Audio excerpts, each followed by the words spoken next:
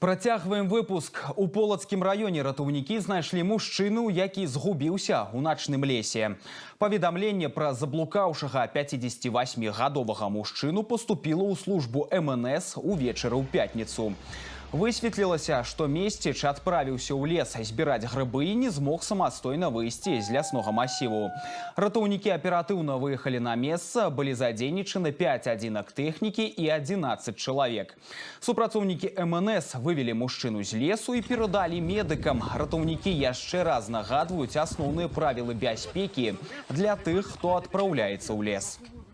Спасатели призывают граждан к личной ответственности и сознательности при походе в лес для сбора грибов и ягод. Отправляясь в лес, нужно надеть яркую верхнюю одежду, чтобы быть более заметным в лесу, взять с собой заряженный мобильный телефон, минимальный запас питьевой воды.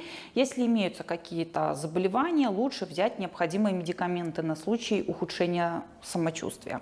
Самое важное правило, которое нужно соблюдать, отправляясь в лес, это то, что грибы и ягоды нужно собирать только в знакомой местности, не заходить глубоко в лес, чтобы иметь возможность самостоятельно найти выход из него. Спасатели призывают граждан не рисковать своей жизнью и здоровьем и соблюдать все рекомендуемые правила безопасности, чтобы не оказаться в чрезвычайной ситуации. Усяго з пачатку года ў лясах паўночнага рэгіёна заблукалі больш за 80 чалавек, у тым ліку 9 дзяцей.